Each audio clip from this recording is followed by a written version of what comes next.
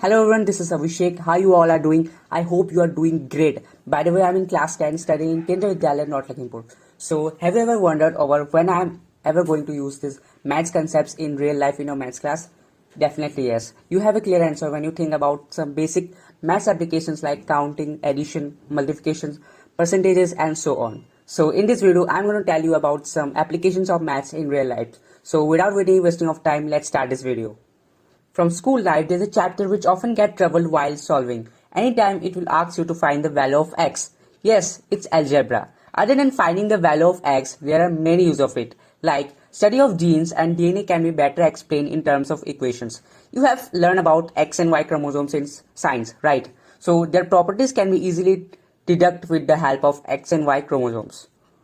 In economics, X and Y are used to determine the supply and demands of goods. Algebra is also used in computer graphics games like Mario, Minecraft, etc. X and Y chromosomes used as coordinates to design objects and their movements. So think about it, how amazing it is. The game you often love to play uses algebra.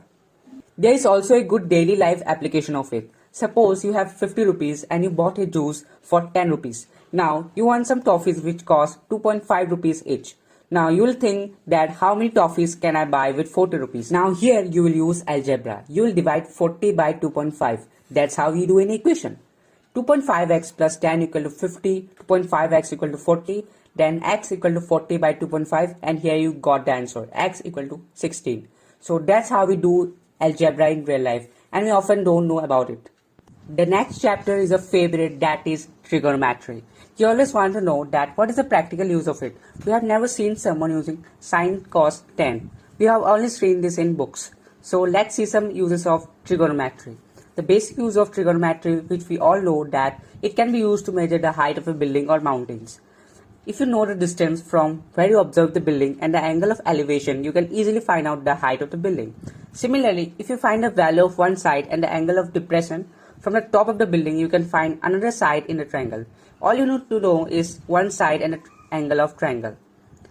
Trigonometry in astronomy. Yes guys, trigonometry is also used in astronomy. Humans have been drawn to the mysteries of the solar system since the beginning of civilization. Throughout the history, astronomers have used trigonometry to calculate the distance of stars and planets from the Earth. Today, NASA scientists use it to construct and launch space shuttles and rockets. Humans would never made it to the moon without trigonometry. Trigonometry used in navigations. Trigonometry is used to set directions such as north, south, east, west. It tells you what direction to take with the compass to get on a straight directions. It is used in navigation in order to pinpoint a location. It is also used to find the distance of the shore from a point in the sea. It is also used to see the horizon. So these are some uses of trigonometry. There are uncountable uses though, but I have told you some advanced applications of it. Next chapter is my personal favorite, that is mensuration. There are many uses of mensuration. Mensuration is used in your house as well. How? Let's understand. Suppose you want to paint your house interior, then mensuration is used. But we don't usually use it because the painter is already experienced. So he give an approximate value to buy paints without using mensuration.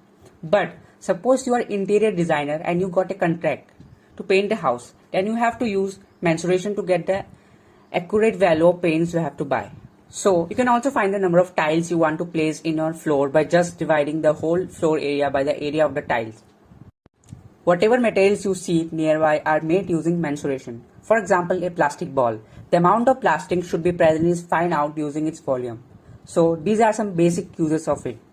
The last but not the least chapter of today's video is probability. Probability refers to how likely an event is to occur. So probability plays a vital role in day-to-day life. Probability in weather forecasting. Perhaps the most common real-life example of using probability is weather forecasting. Probability is used by weather forecasters to assess how likely it is there will be rain, snow, clouds, etc. on a given day in a certain area. Forecasters will regularly say things like, there is an 80% of chance of rain today between 2 p.m. and 8 p.m. to indicate that there is a high chances of rain during certain hours. Blackjack, poker, gambling, all sports Board games, video games use probability to know how likely a team or person has chances to win. One popular example of gambling app is Dream 11. In sports, analysis are conducted with the help of probability to understand the strengths and weaknesses of a particular team or player. Analysts use probability and odds to foretell outcomes regarding the team's performance and members in the sport.